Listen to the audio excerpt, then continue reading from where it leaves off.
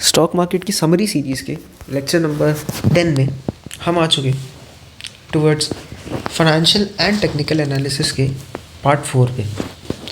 यहाँ हम डिस्कस करेंगे स्क्रीनर के बारे में, पोर्टफोलियो में वॉच लिस्ट के बारे में, क्या क्या स्टॉक्स हम अपने पोर्टफोलियो में ऐड कर सकते हैं, क्या क्या पैरामीटर्स होते हैं जिनके बेसिस पे हम किसी स्टॉक को सिलेक्ट करते हैं या फिर उसे रिजेक्ट करते हैं। तो स्क्रीनर एक वेबसाइट है जिसके ऊपर हम हर इंडस्ट्री के कंपनीज़ का एक लिस्ट देख सकते हैं with respect to their earnings, their profits, उनका कितना लॉस हुआ है उस ईयर में, उनका प्रॉफिट पर अर्निंग रेशियो कितना है, और कई सारे ऐसे पैरामीटर्स हैं। But the major parameters are कि profit after taxes, turnover, dividend, जितने भी पैरामीटर्स किसी कंपनी को जज करने के लिए यूज़ में आ सकते हैं वो स्क्रीनर पे होते हैं। और स्क्रीनर एक बहुत ही अच्छी वेबसाइट है, उस पर फ़िल्टरिंग भी आप कर सकते हैं on the basis of certain parameters, या फिर किसी इंडस्ट्री के अंदर कैसे ऑपरेट कर रही हैं चीज़ें। Now adding those parameters, removing them, वो सब तो है डिस्कशन का टॉपिक, बट कुछ बातें हैं जो हमें पता होनी चाहिए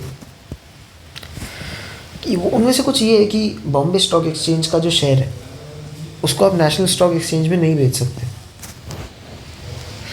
ये एक रूल है, और ऐसा हम इसलिए करते हैं क्योंकि नेशनल स्टॉक एक्सचेंज में जो वॉल्यूम है, the volume of money which is being dealt in national stock exchange is much greater than the volume of money that is involved in the Bombay Stock Exchange. और जो stocks Bombay stock exchange पे listed हैं हमें उनमें ही trade करना है। अब ये सारी बातों को डिस्कस करने के बाद हम डिस्कस करेंगे बुक वैल्यू और करंट प्राइस के बारे में। तो बुक वैल्यू और करंट प्राइस में क्या फ़र्क है? बुक वैल्यू वो वैल्यू है जो कि एक शेयर की वर्थ होती है, वेयरएज करंट प्राइस वो प्राइस है कि हम ट्रेड करके यहाँ तक पहुँचे, यानी कि एक स्टॉक की ओरिजिनल प्राइस नहीं होती है, वो ट्रेडिंग के थ्रू जो प्राइस किसी शेयर का आता है उसको हम करंट प्राइस कहते हैं। Filtering mechanism of screener. अब स्क्रीनर पे जो कंपनीज़ हैं वो बॉम्बे स्टॉक एक्सचेंज और नेशनल स्टॉक एक्सचेंज पे भी लिस्टेड होती हैं, तो वो स्क्रीनर पे दिखाई जाती हैं, और वो 3 कैटेगरीज में डिवाइड की जाती हैं, एक स्मॉल कैप, मिड कैप और लार्ज कैप। स्मॉल कैप में वो है जो कि स्क्रीनर की टॉप 251 से 300 कंपनीज तक आती है। लार्ज कैप वो हैं जो कि मार्केट कैप के मामले में उस इंडस्ट्री की टॉप 100 कंपनीज हैं। कुछ एग्जांपल्स नीचे मेंशन्ड हैं, जैसे डाबर हो गया 93,000 करोड़, पीरामल हो गया 40,000 करोड़, टेक्नो ई हो गया 3,600 करोड़।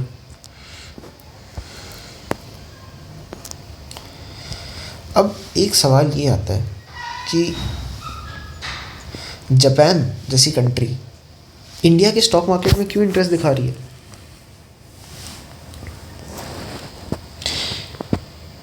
हम इंडियन स्टॉक मार्केट के कंटेक्स्ट में अगर इसको समझने का कोशिश करें, जापान ही नहीं, for that matter many countries at this moment are looking up to India. और हम ये जानना चाहेंगे कि आमतौर पे तो इंस्टीट्यूशनल इन्वेस्टर्स और रिटेल इन्वेस्टर्स इन्वेस्ट करते हैं स्टॉक मार्केट में, लेकिन ये एक पूरा का पूरा देश एक दूसरे देश के स्टॉक मार्केट के लिए इतना एक्टिवली इंटरेस्टेड हो, तो इसके पीछे क्या वजह हो सकती है? तो इसका जवाब आज में नहीं, जापान के पास्ट में यानी कि आज से करीबन 30 साल पहले, सन 1990 में जापान दूसरे विश्व युद्ध की मार को सहने के बाद 50 साल बाद एक बहुत ही डेवलप्ड नेशन बन चुका था, जिसका मार्केट बहुत फ्लरिश कर रहा था, लोग काफ़ी खुश थे। और डिस्पाइट आफ्टर हैविंग कैलामिटीज़ या जो भी प्रॉब्लम्स उनके देश में थी, they had the spirit to rebuild everything again from scratch. And after 50 years of their nuclear attack on them, they had the best markets. हम बेसिकली ये कह सकते हैं कि जैसे इंडिया एक डेवलपिंग नेशन है, 90s में जापान एक डेवलप्ड नेशन था. और जो now there is one thing known as marginal utility. Like अगर ऑलरेडी कोई चीज़ डेवलप हो चुकी है तो उसमें और डेवलपमेंट का स्कोप धीरे धीरे कम होता जाता है. On the other hand, India has so much to do even now. India के पास अभी भी 30 से 40 साल हैं डेवलप करने के लिए, बिकॉज़ इंडिया में अभी भी बहुत ज़्यादा पॉपुलेशन है, बहुत ज़्यादा गरीबी है और बहुत सारी प्रॉब्लम्स टू सॉल्व हैं जो कि सॉल्व होंगी थ्रू इंडस्ट्रियलाइजेशन. और इस वजह से India is a potential market for most of the developed Nations, क्योंकि जहाँ डेवलपमेंट का स्कोप होता है वहाँ हर किसी का ध्यान होता है. And eight this moment India is one of them.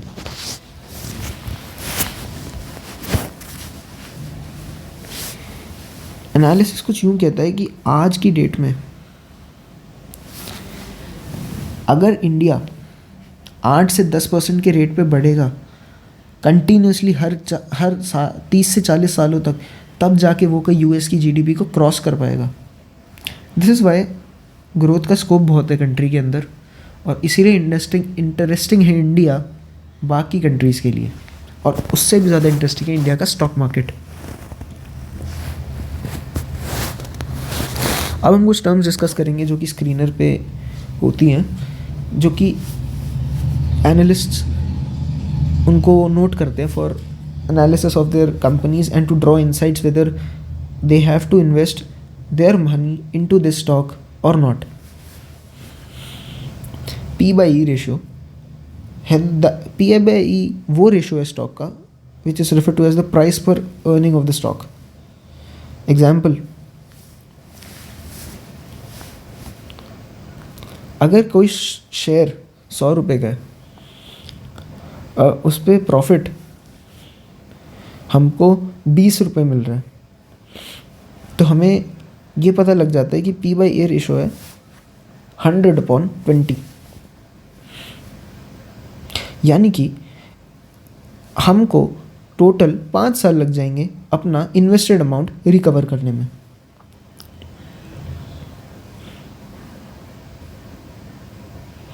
Second parameter है पे बैक टाइम. पे back time for a stock, अब सपोज अगर हम कोई रिलायंस का स्टॉक ले लेते हैं जिसका P/E रेशियो 30.1 है, तो हम ये देख सकते हैं कि इसका सिग्निफिकेंस कुछ यूँ समझेंगे कि P/E रेशियो हमें ये बता पाता है कि हमारा इन्वेस्टेड अमाउंट हम कितने टाइम में रिकवर कर पाएंगे. ये जितना कम हो उतना अच्छा है किसी स्टॉक के लिए. अगर बहुत ज़्यादा है तो एनालिस्ट जनरली एनालिस्ट वांट कि उनका इन्वेस्टेड मनी जल्दी से रिकवर हो जाए फॉर देयर कंपनी. सो वो ऐसी कंपनीज में इन्वेस्ट करते हैं जहाँ पे P/E रेशो कम हो. तीसरा पैरामीटर है डिविडेंड यील्ड, जो कि और डिविडेंड यील्ड क्यों इम्पॉर्टेंट है एनालिस्ट्स के लिए, वो कुछ यूँ है कि अगर कोई कंपनी अच्छा करती है तो it adds on to the stock value. अगर इसको मेजर करने का तरीका कुछ यूँ है कि अगर 5% से ज़्यादा है तो इट्स गुड, अगर 2 से 5% है तो इट्स ओके, और अगर इट्स लेस देन 2% तो we need to think upon our decisions. ROC चौथा parameter, return on capital employed. ROC is a measure of management की profit earning capability. The more is the ROC, the more effective is the management of that organization.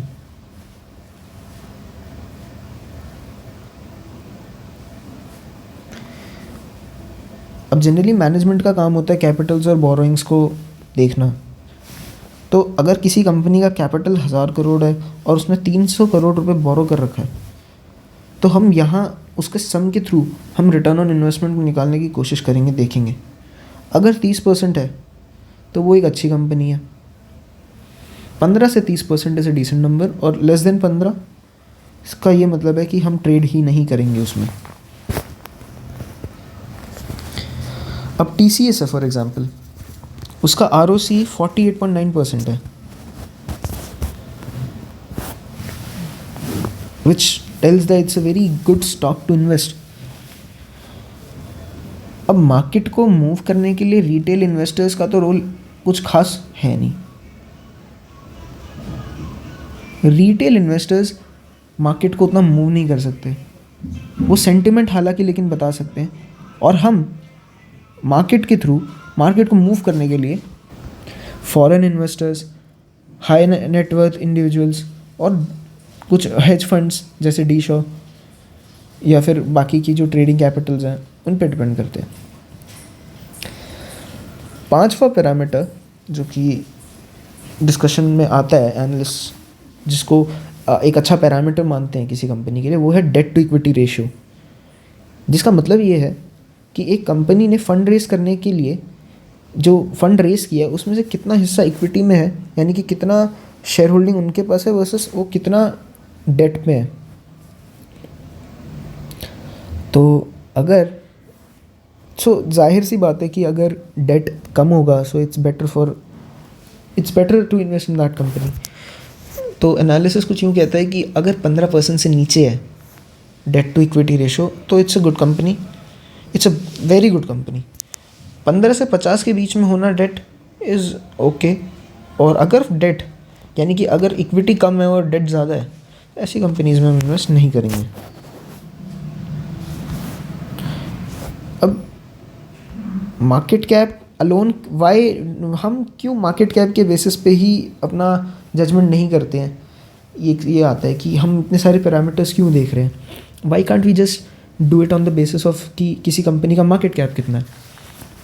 सो जवाब ये आता है कि market cap alone can't be the only parameter for judging weather a company is doing well और not, क्योंकि market cap तो आप बढ़ा सकते, आप market cap alone can't be the judging parameter. ऐसा इसीलिए क्योंकि ऐसी बहुत सारी कंपनीज़ हैं जिनका मार्केट कैप उतना अच्छा नहीं है। फॉर एग्जांपल ऑटोमोबाइल्स, क्योंकि there is a limit on लोग कितनी गाड़ियाँ ख़रीद पाएंगे। ऐसा नहीं हो सकता कि लोग बहुत ज़्यादा गाड़ियाँ ख़रीदने लग जाएं। उनका मार्केट कैप इसीलिए थोड़ा लिमिटेड है, but the innovation which they are carrying on which reduces the various parameters, like suppose वो कोई ऑटोमोबाइल इंडस्ट्री ऐसा काम करती है कि जिससे उनका कार्बन फुटप्रिंट कम हो जाता है, या फिर किसी भी तरह की ऐसी एक इनोवेशन करती है जिसके थ्रू ह्यूमन लाइफ का चीज़ों के करने का तरीका आसान हो जाता है। So that is a good parameter, क्योंकि innovation is the only thing that drives money and profits in this industry. अगर इनोवेशन होगा तो मतलब वो इंडस्ट्री अच्छा कर रही है और धीरे it will catch up and give you profits in the long run. इसीलिए alone these parameters can't be the ratio, can't be the deciding factor. इसलिए हमें ये सारे पैरामीटर्स को भी ध्यान रखना पड़ता है। व्हेन आई से हमें, आई मीन दी एनालिस्ट्स जो कि डे ट्रेडिंग करते हैं या फिर जो भी एनालिसिस करते हैं बड़ी कंपनीज़ के लिए,